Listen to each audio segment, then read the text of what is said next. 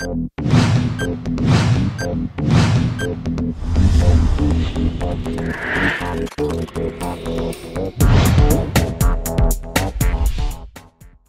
aí galera, tudo bem? Sou Jefferson Bogo, professor de informática. Estou aqui hoje para passar uma dica para você que irá fazer o concurso do TJ São Paulo, ou seja, Tribunal de Justiça de São Paulo. Então, vem comigo e vamos falar aqui, galera, sobre correio eletrônico. Vejam, correio eletrônico, quando fala-se em correio eletrônico, muita gente associa diretamente a abrir o navegador e acessar o correio eletrônico. Bom, mas não é isto. Correio eletrônico não é usar o navegador para acessar as mensagens.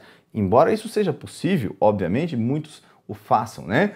Galera, correio eletrônico tratam-se de servidores na internet próprio para gerenciar o envio e o recebimento de mensagens, né? O famoso correio eletrônico, ou seja, o e-mail, não é isso? Está especificado no nosso edital 2017, TJ São Paulo, o assunto correio eletrônico. Bom, então essa troca de mensagens, esse é um serviço um dos mais antigos da internet, né?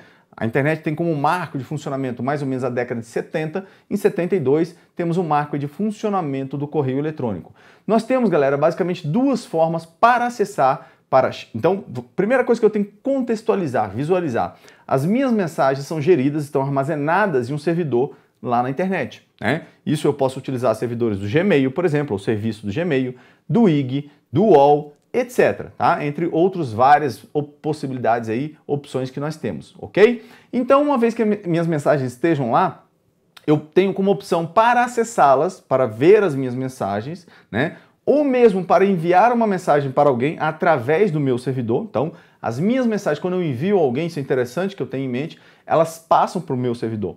Mesmo que o servidor da pessoa seja o mesmo, então ela sai da minha caixa, né? De saída para a caixa de entrada daquela pessoa através daquele servidor.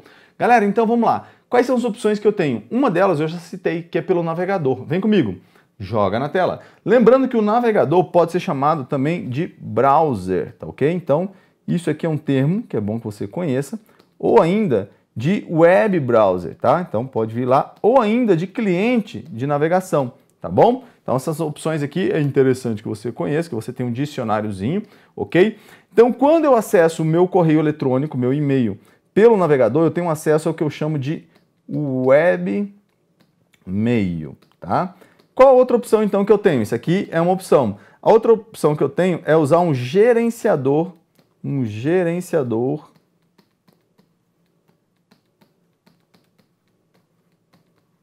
de e-mail, tá? Gerenciador de e-mail, tá bom? Então, o gerenciador de e-mail, vamos colocar aqui como exemplo, já que, exemplo, nós temos a previsão lá do pacote Office 2016, então podemos falar do Outlook, tá? 2016. Ele é um exemplo de gerenciador de e-mail. Vamos às diferenças básicas entre uma opção e a outra. O webmail, então, como já falei, é o acesso ao meu e-mail pelo navegador. O que eu tenho como característica aqui, galera? Primeiro, eu não preciso configurar nada. Segundo, as minhas mensagens, por padrão, elas não são baixadas para a máquina. Ou seja, eu faço acesso às minhas mensagens, por exemplo, eu estou aqui no estúdio, posso usar o computador aqui, visualizar minhas mensagens, enviar, apagar mensagens. Quando eu faço o logoff, quando eu saio da minha sessão de e-mail, os meus e-mails não ficam na máquina, permanecem lá no servidor. Então vejam que eu fiz um acesso remoto ao meu servidor e gerenciei remotamente as mensagens, certo? Beleza. Galera, característica do gerenciador de e-mail. Eu tenho que configurar, tá? Ao contrário do outro, então eu vou configurar os protocolos, que eu já vou falar deles também nessa dica aqui, para ela ficar completinha para vocês.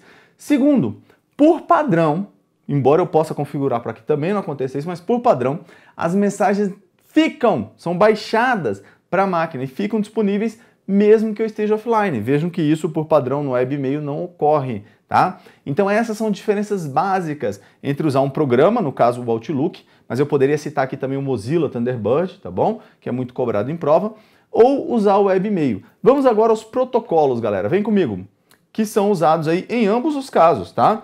Então, quando há o envio de um e-mail, tanto no webmail quanto por um gerenciador de e-mail, esse envio vai se dar pelo SMTP, tá bom?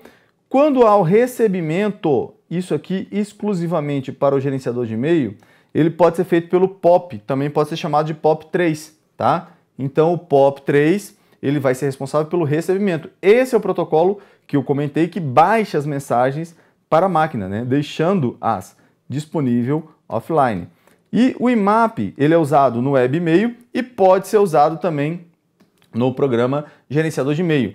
Esse cara aqui, ele tem a característica, né, de virtualizar suas pastas, todas as suas pastas que você tem lá no seu gerenciador de e-mail, na sua máquina, tá bom? Então você vai fazer o acesso remoto. Quando você corta a conexão por padrão, isso pode ser modificado, você não tem mais acesso às mensagens, tá ok? Não as acessa mais na máquina. Então falamos aqui sobre o web e-mail, gerenciador de e-mail, suas principais diferenças e ainda sobre os protocolos usados no e-mail, tá bom? Então uma dica completinha para você aí, uma excelente prova a todos, galera. Valeu!